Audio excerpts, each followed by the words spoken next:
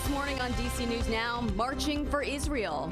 The National Guard called in to assist as thousands are expected to descend on the Capitol today. Another crisp and clear fall day ahead. We're tracking a slight warm-up and your next chance for showers. Plus, a youth violence emergency. A new order to tackle youth violence as the district approaches a 20-year high in homicides. Turning loss into action. One DMV native is doing something about crime in his community after the loss of 2 of his loved ones. Every night I was going to bed, I was seeing and hearing all of us getting killed by each other. And looking for a little Christmas cash? How you can rake in the big bucks watching all of your favorite holiday movies. For crying out loud! You're watching the station covering all of the DMV. This is DC News Now. Corey's never seen Rudolph. Yeah, he was very confused about that clip.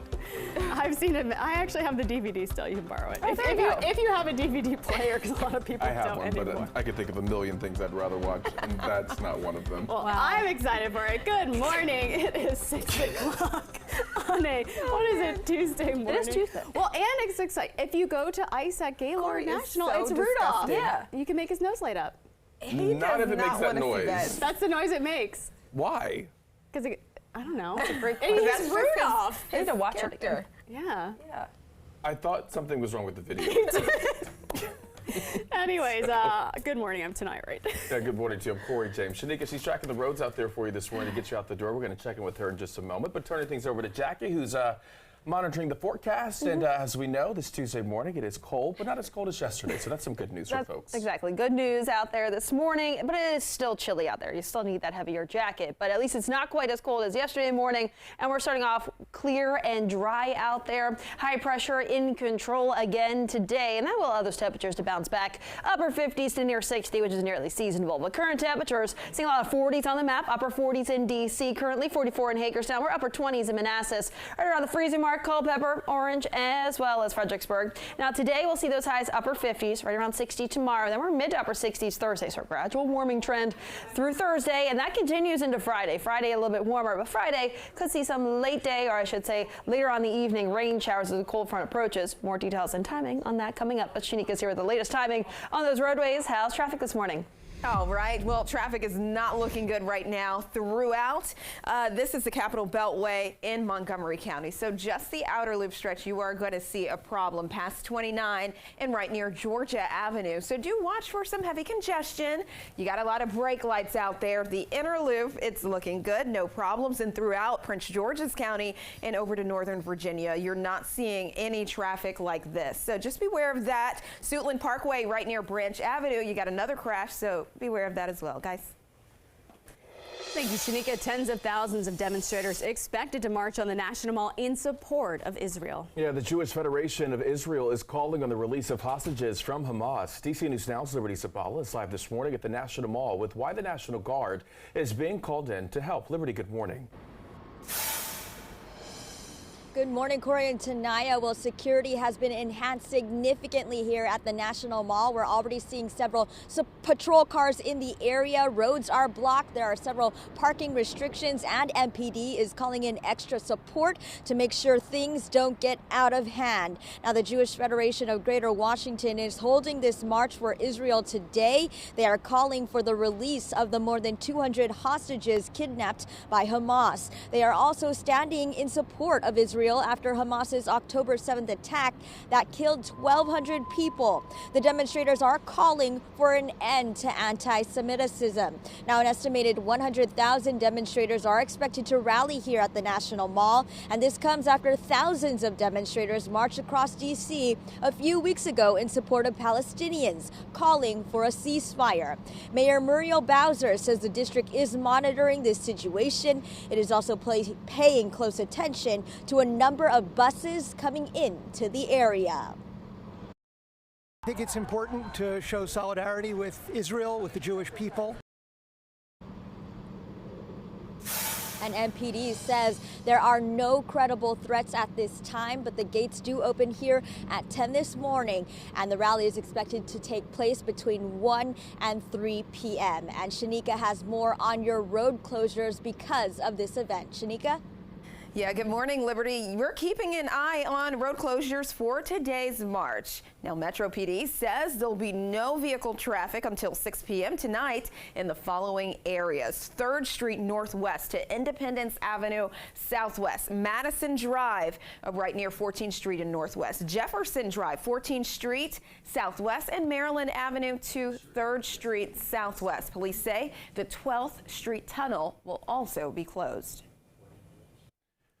All right, time right now is 6:04 on this Tuesday morning. A former Loudoun County deputy is facing sexual battery allegations. Yesenia Ramos is accused of inappropriately touching an inmate during a search. She is also accused of delivering a vaping device to that inmate.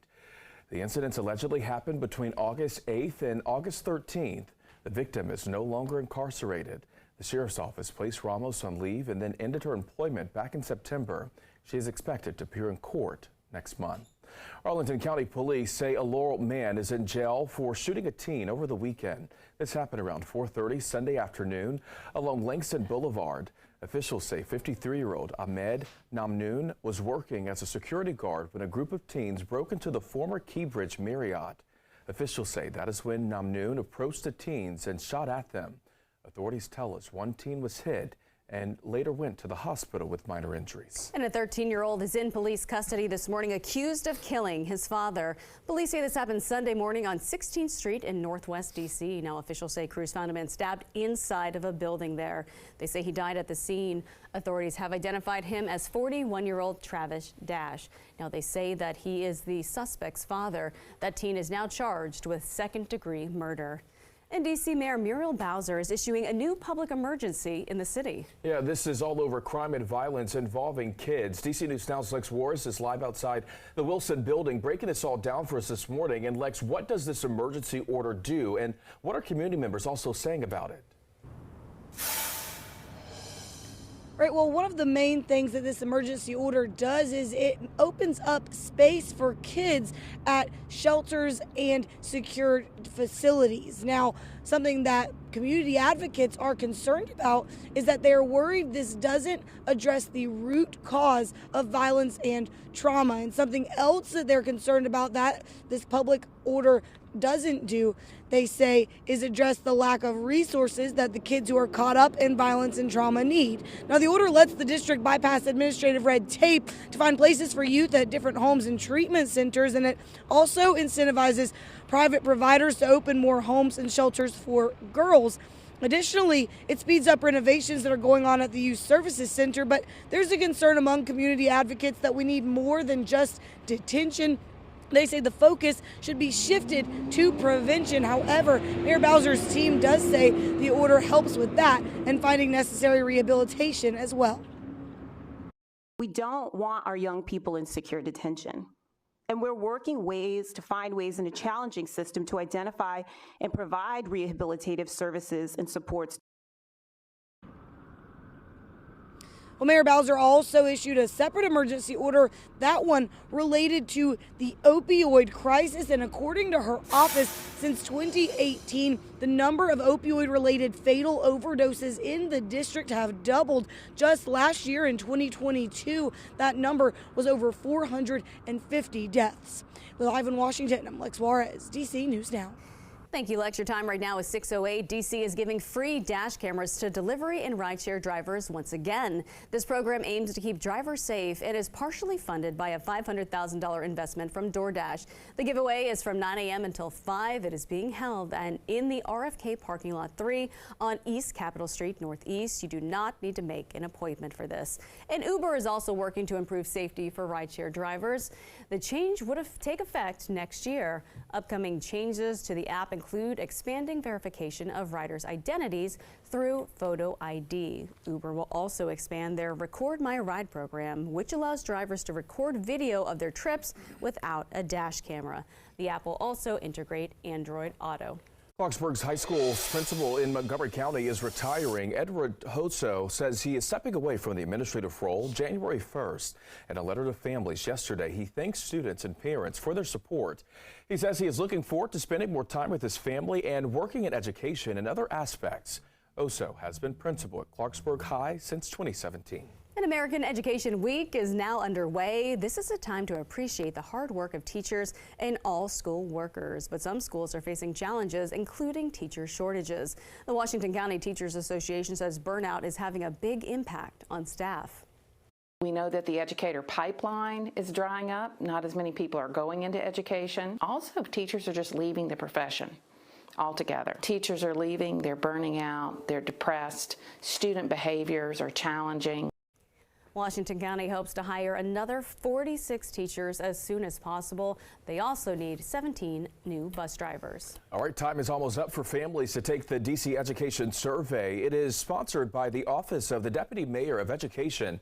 Officials say it will have an impact on schools in the district. The survey will help policymakers understand the reasons why families choose a specific school.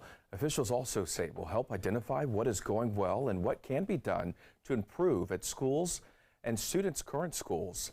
Families have until tomorrow to complete the survey. And Fairfax County Public Schools is working to help students who may need a little extra help learning in a different way. Kristen Haynor is the district's first K-12 neurodiversity specialist. She is tasked with guiding teachers to teach students who are autistic, on the spectrum, or have learning disabilities like ADHD.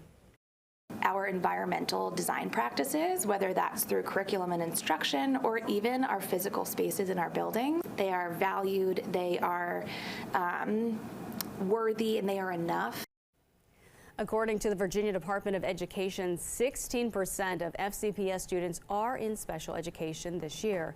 Haynor hopes this initiative helps students who do not have learning disabilities labels too.